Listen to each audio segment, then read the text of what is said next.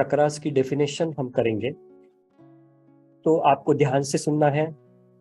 Chakras are those energy centres which absorb cosmic energies and turn them into life force energies।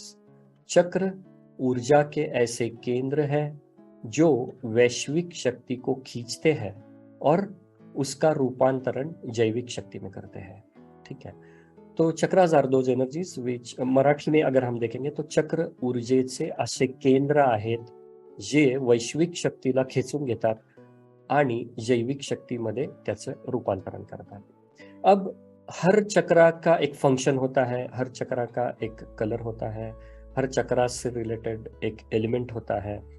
तो हम हर चक्रास को deeply देखेंगे क्योंकि वास्तुशास्त्र इन्हीं चक्रास के ऊपर आधारित है। तो आप कहेंगे कि चक्रास का और वास्तु का क्या संबंध है? तो सिंपल है, हर चक्रा से रिलेटेड हमारे वास्तु में एक दिशा होती है। ठीक है, तो एक और ड्राइंग मैं आपको बाद में शेयर करूंगा जिसमें डायरेक्शंस के बारे में भी बताया गया है, तो we will see that afterwards. तो जैसे पहला जो है मूलाधार चक्र है, सबसे नीचे से हम आगे जाएंगे क्योंकि बेस पक्का है तो आगे उसके ऊपर हम ऊंची इमारत खड़ी कर सकते हैं। तो मूलाधार चक्र रेड कलर का होता है, उसके ऊपर स्वादिष्ठान चक्र ये ऑरेंज कलर का होता है, उसके ऊपर मणिपुर चक्र ये येलो कलर का है, हृदय चक्र ग्रीन कलर का है, विशुद्ध चक्र स्काई ब्लू कलर का है, आज्ञा चक्र डार्क ब्लू कलर का है और सहस्त्रार चक्र ये वॉयलेट कलर का है। तो इस तरह से ये 7 चक्र हमारे शरीर के अंदर होते हैं।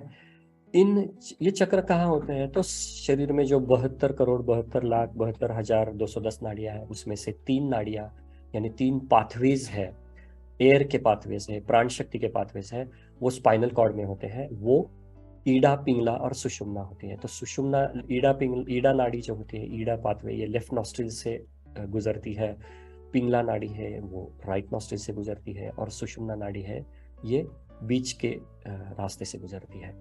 तो स्पाइनल कॉर्ड के अंदर ब्रह्मिनी नाड़ी है, ब्रह्मिनी नाड़ी के अंदर चित्रिनी नाड़ी है और इसके अंदर ये 7 चक्र होते हैं, ये एनर्जी सेंटर्स होते हैं। हर चक्र से रिलेटेड एक तत्व होता है, जैसे कि मूलाधार चक्र से रिलेटेड है पृथ्वी तत्व जो रेड कलर का है, फिर मणिपुर चक्र से रिलेटेड है जल तत्व, मणिपुर चक्र से रिलेटेड है अग्नि तत्व, स्वादिष्ठान चक्र से रिलेटेड है जल तत्व, हृदय चक्र से रिलेटेड है वायु तत्व, विशुद्ध चक्र से रिलेटेड है आकाश तत्व, आज्ञा चक्र से रिलेटेड है ब्रह्म तत्व और सहस्त्रार चक्र से रिलेटेड है मोक्ष तत्व। ठीक है, तो इन तत्वास को इंग्लिश में अगर हम देखते हैं तो मूलाधार चक्र यानी रूट चक्र है वो अर्थ एलिमेंट है, स्वादिष्ठान चक्र सेक्रल चक्र है वो जल तत्व यानी वाटर एलिमेंट है, सोलर प्लेक्सस मणिपुर चक्र फायर एलिमेंट है, हार्ट हृदय चक्र या अनाहत चक्र कहते हैं उसको।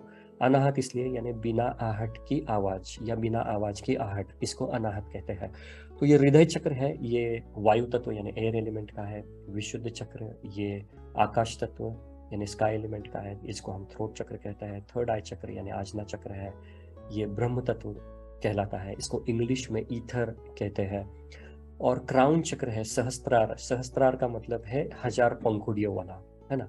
साइंस भी इसको ये कहता है कि ये सहस्त्रार चक्र सबसे इंपॉर्टेंट चक्र है क्योंकि यही से कॉस्मिक एनर्जीज हमारे शरीर के अंदर आती है। और साइंस ये कहता है कि हमारे ब्रेन में 1000 ऐसे नोडल पॉइंट्स है जो बॉडी के वॉल्यूंट्री और इनवॉल्यूंट्री एक्टिविटीज को कंट्रोल करते हैं, इसलिए इसको सहस्त्रार, सहस्त्र यानी 1000, तो सहस्त्रार चक्र कहा गया है। तो सहस्त्रार चक्र का साइंटिफिक डेफिनेशन उसके एलिमेंट का यहाँ पे एलिमेंटलेस लिखा है, तो इसका क्वांटम मैकेनिक्स ये डिफाइन करता है कि ये सब्सटेंसलेस, वेटलेस, फॉर्मलेस और एलिमेंटलेस स्टेट ऑफ एनर्जी है, यानी उसको कोई वेट नहीं है, कोई सब्सटेंस नहीं है, कोई एलिमेंट नहीं है, कोई फॉर्म नहीं है। इसी को हम ईश्वर कहते हैं या इसी को हम हमारे स्पिरिचुअल लैंग्वेज में स्पर्श रस गंध वर्ण रहित जो ऊर्जा है ये कहते हैं, और इसी से बाकी के तत्व जन्म लिए हैं।